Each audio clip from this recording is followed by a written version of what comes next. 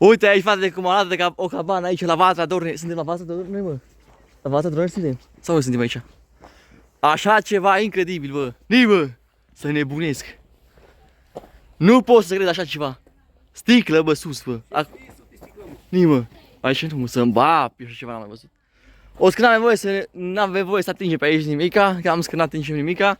Cam așa arată cabană, aici suntem la Vatra Dornei. La Vatra Dornei suntem, bă. Uite acolo e cabana aia de acolo de sus, uite așa în ea. Deci acolo e sticlă tot, bă, e fundată sticlă, bă. Ești nebuna, că de astea n-am mai văzut, mă, în viața mea. Așa ceva, nu-i până sus, bă. Așa ceva. Incredibil. Foarte frumos. Foarte frumos. Arată foarte frumos aici. Cam așa e priveliște aici. Ce să faci? Noi cu asta ne ocupăm, fraților. Cu afaceri, acolo în ea este, uite, să vă arăt. Să văd ce e asta, că nici eu nu știu ce e aici. Să mă ură dacă știu, nu știu, abana și. Bine, e și acolo ceva. Cam asta e priveliște aici, la Vatra Dornei. Uite cum arată cu metri. Cu metri! Vrei să apari tu video? Uite-te așa la mine. Stai în gardă. Aia, frate. Dă o stângă, o directă. Bravo, bravo. Aia, bravo, tati. Bravo. Stai că acum încă filmez, știi? Vezi să încă filmezi. Dați-o la după. Cam așa se vede, uitați aici din partea asta. Foarte frumos, uite așa arată. Deci extraordinar. Extraordinar, așa ceva n-am mai văzut în viața mea. Uite, priveliștea, ăsta e fratelo. Așa te vreau. Uite aici, priveliște super tare. Foarte, foarte fain. Acolo-s lemne. Incredibil așa ceva. Foarte, foarte fain. Foarte fain. Nu știu cum e înăuntru, aș vrea să văd și înăuntru, dar proprietarul au zis că să nu punem, să nu urcăm scările, că așa, că nu știu ce și de alea, știi? E luat cu povești astea.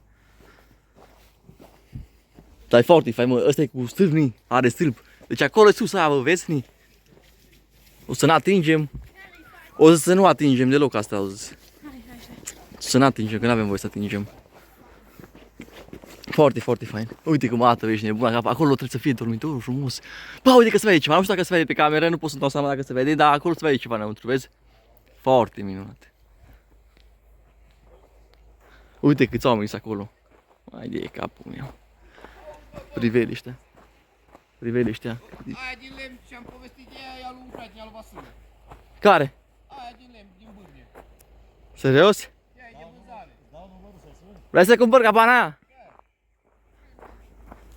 Ăla nu știu ce face acolo. Foarte frumos, uitați acum. 15.000. Ai 15.000. Bani cash, cum vrei tu. Foarte frumos. Acolo sunt proprietari, acolo, vezi că stă cu ochii pe noi. Vă salut, fraților, vă salut. Stați cu mașini, mă, cu mașini a venit. Cine mi-a scris și mie ușa aici? Mi-a scris ușa pe video. Dar nu te filmez pe tine. Dar ne scris ușa pe video. Cine ne scrie ușa? Florin. Hai să deschidem ușa cu metre. Florin, îmi deschizi ușa și după ochii frumos pe mine. Du-te mă, suche odată mașina când e dușe. Așa ceva, mă. Așa că mi-a deschis tu, dar nu te vede camera, știi? Numai picioarele, cum o deschid așa și pe aia intru înăuntru.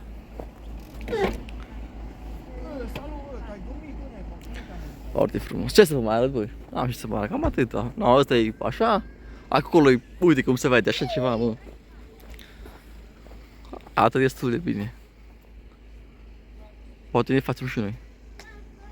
Poate.